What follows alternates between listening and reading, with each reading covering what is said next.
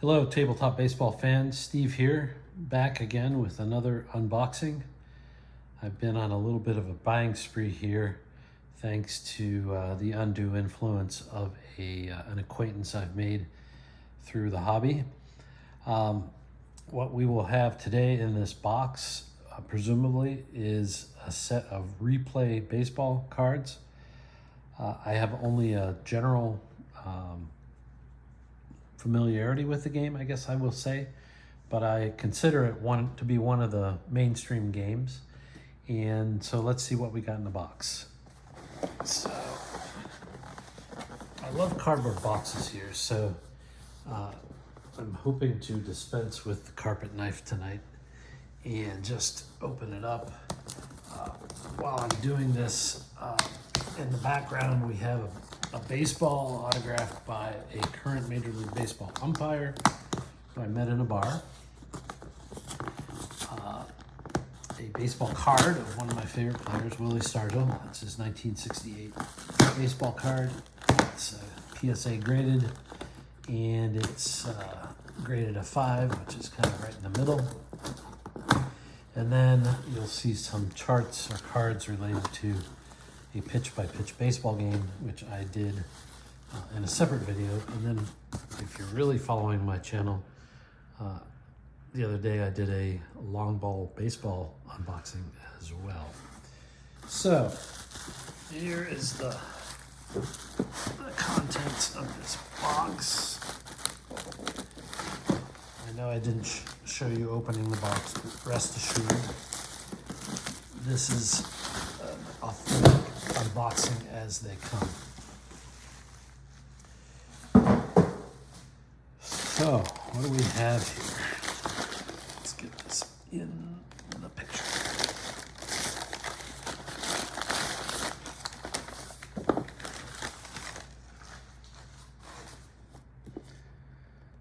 Oh, this says 1996 black and white Dynasty. So what does that mean?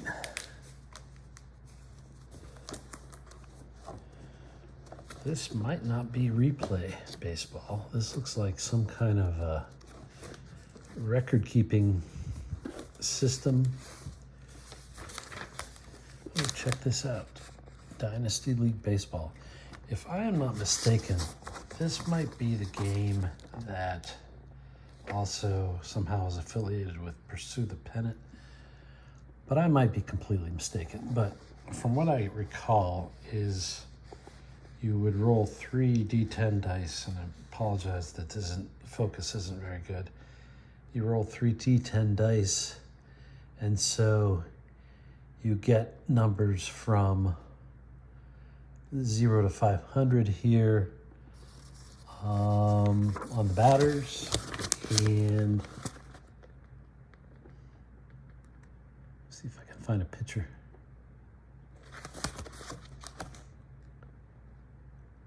$500 to $999 for the pitchers. And I know there's a color version of this. I don't really find those cards all that appealing, but I'm sure the game itself is kind of neat. Okay, now for the main event. Replay Baseball. So here we have Replay Baseball. Comes in the original box.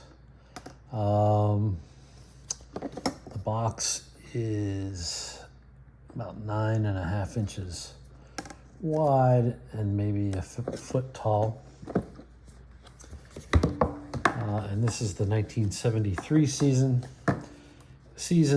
that is interesting to me because this is the first season after Roberto Clemente died, and it's also part of the A's dynasty. The Pirates perhaps could have made the playoffs without Clemente, but this was also the year that Steve Blass, one of their star pitchers, all of a sudden could not figure out how to throw a strike. So a very interesting year. The Mets made it to the World Series. Might have been Willie Mays' last year as well. So 1973. So here's a booklet.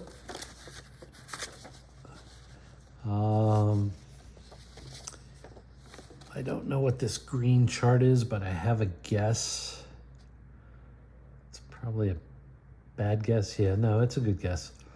If you were doing a replay and you didn't want to do every game of the entire season, you could just roll the dice, read them 2d6, read them 11 to 66, and based on the matchup, you can see who would win, and you just mark that off.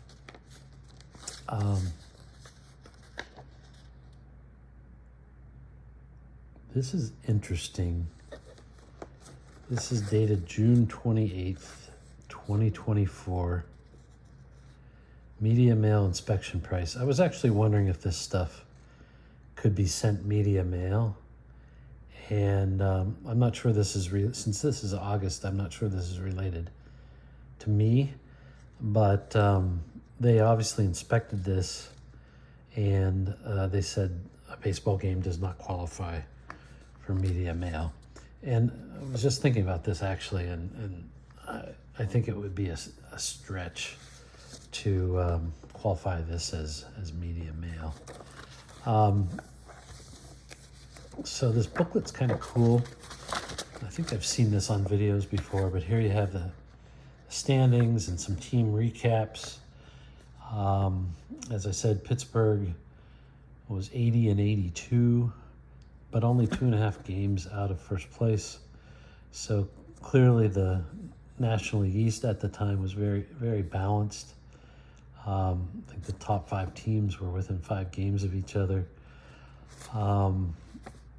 On the other hand, you had the West, including Cincinnati, who all had good records. So this will be an interesting read, actually, in and of itself. Here's the reference to Clemente dying in the plane crash.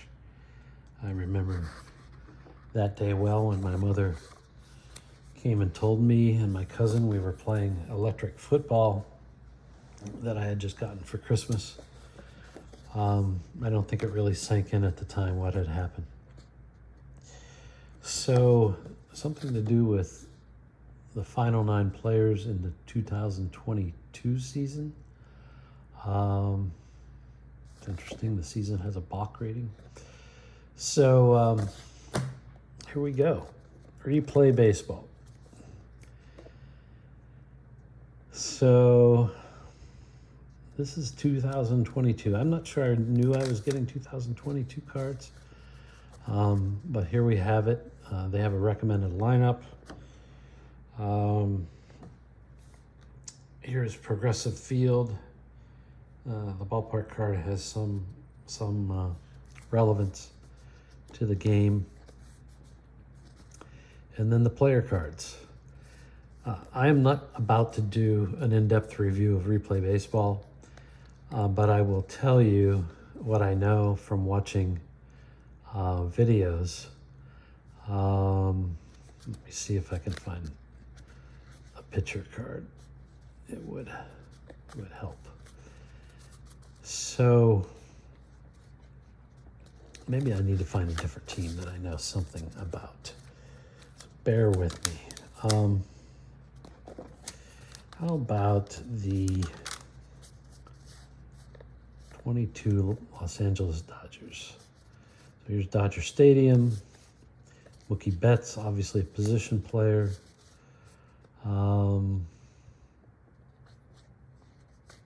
Yeah, so I think we have a pitcher and a batter here.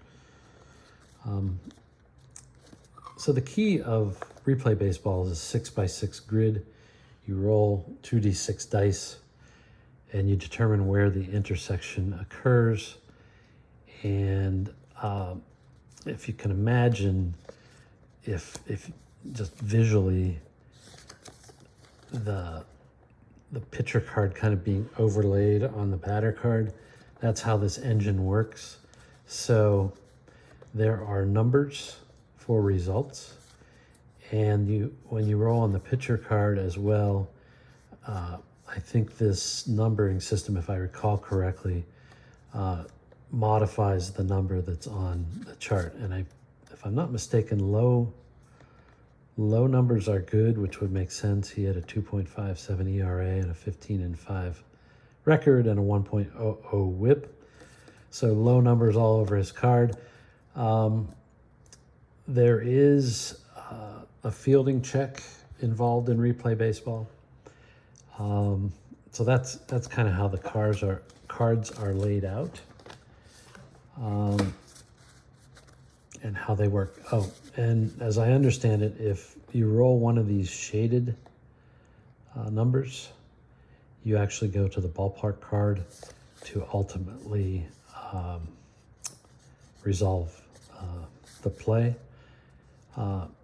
With a 6x6 grid, the precision isn't really there, but they add some of it, I believe, through some of these superscript codes. Like here's a superscript 3, superscript, they call that a caret, I guess, and an asterisk.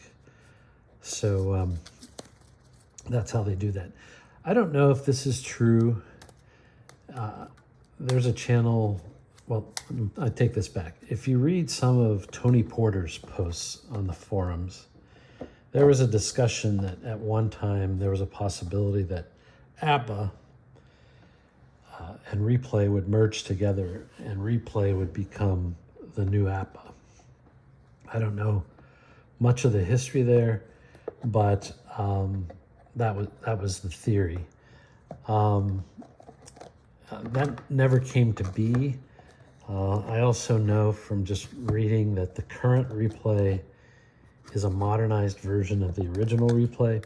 I could not begin to tell you what the differences are between the original and the current one. Replay seems to have a good reputation in terms of being an enjoyable game and an accurate game.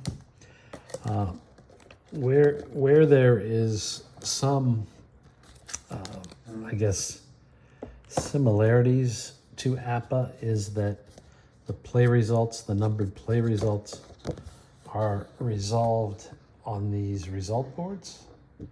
But instead of the result boards being 8 different result boards depending on the on-base situation, they are relevant to the column number that upon which the plays resolved. And so this is coming back to me, but I'm just going to pick an example here.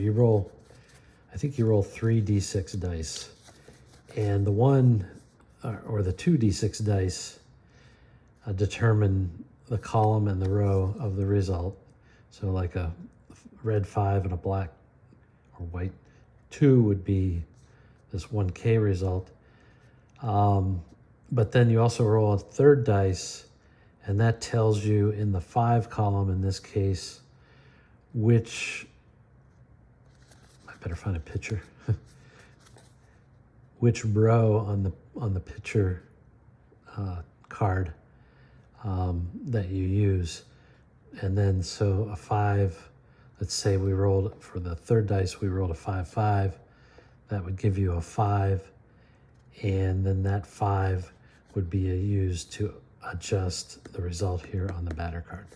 So I've just told you more than I know about how replay works. There are some bunting charts, as you can see here. And if I recall correctly, these columns have a certain nature to them, and I'm not seeing it here, but I think you're more likely to get a walk on some columns, like probably column 5 here. Looks like it has most of the walks. And column 6 looks like it has a lot of the home runs here. I'm sure this game could be reverse engineered as we are known to do at this house, but I don't think that's in the cards. pun intended. Here we have Hit and Run. Yeah, so there's this big spiral-bound book, and it is the Rare Plays and Rules. And I would say, by the way, that the card contents and this glossy board and this book are well put together. A whole bunch of rules, including things on pitcher's rest, just how you play the game, endurance. Oh, this is an interesting one. Extreme ground ball and fly ball pitchers. I'll be interested to read about that. Extreme left-right splits. Pitcher batting. This must be the Rare Plays, and these are or appear to be based on the on-base situation.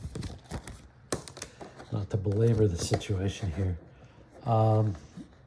There's an interesting third base coach chart, and I don't know if this is more like an auto manager situation or what, but it looks like there's normal aggressiveness, a go for it aggressiveness, and a play it safe aggressiveness.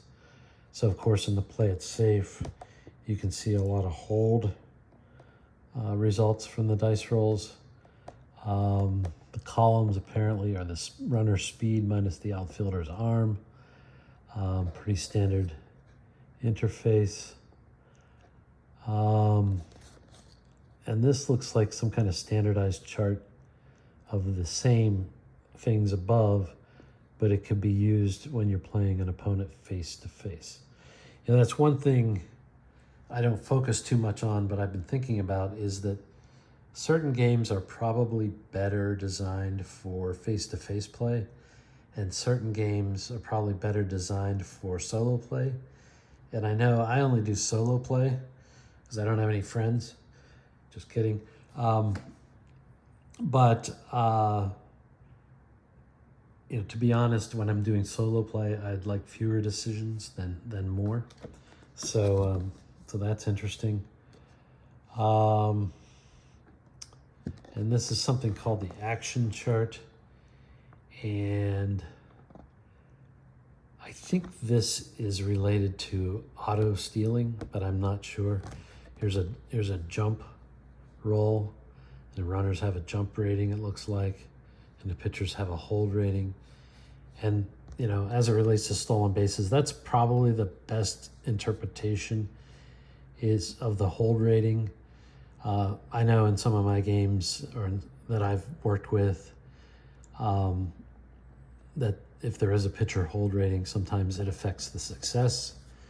But realistically, I think it mostly affects whether the guy can steal at all. And then these are the definitions of the stolen base outcomes, ranging anywhere from a pickoff with an error to a balk to a pass ball, etc. So that's it. We do have here the Replay Baseball score sheet.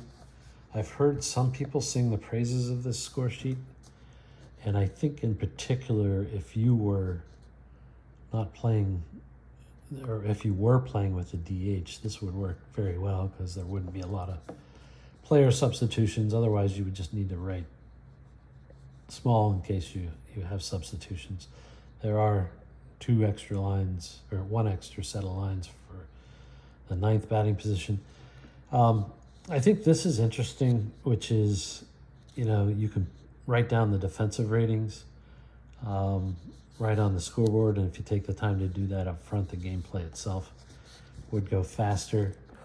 That might be worthwhile. So there's a whole ream of those. Oh, there's more stuff here. last, but should have been first, is welcome to Replay Baseball. And there's some history here. I'm going to hold this. You can pause the video and read this if you want.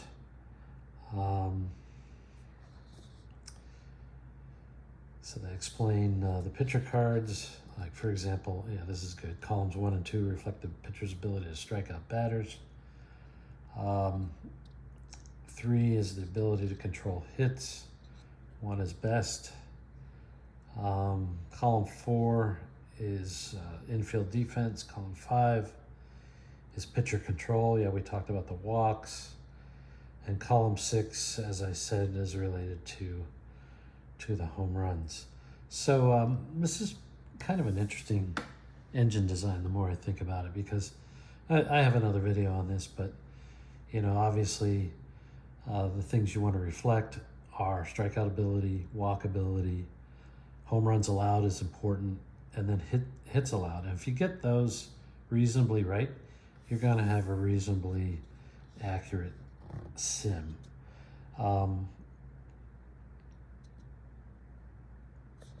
So yeah, here's the batter card. I'll pause, or I'll hold this and you can pause it and read it, but it explains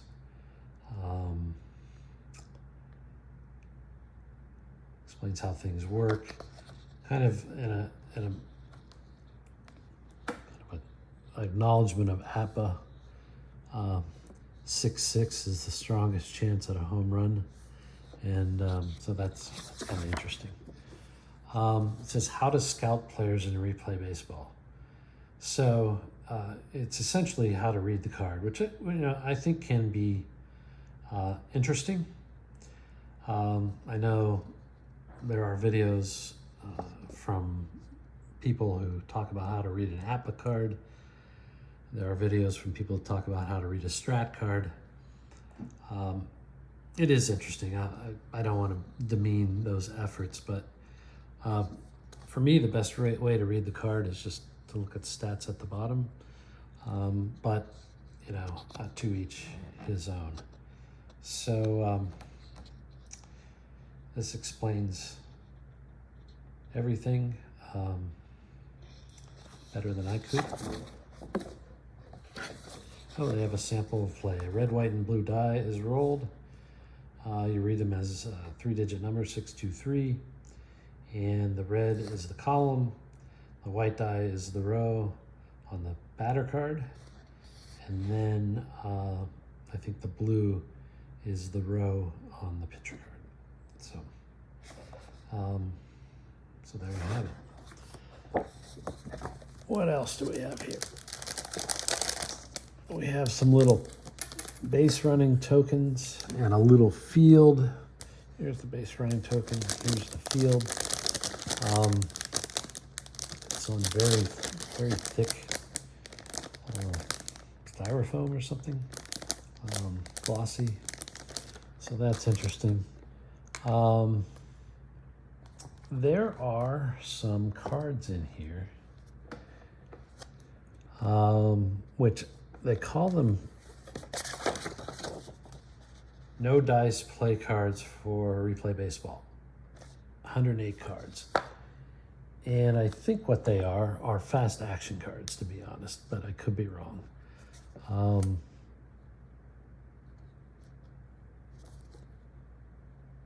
I couldn't begin to tell you how they work.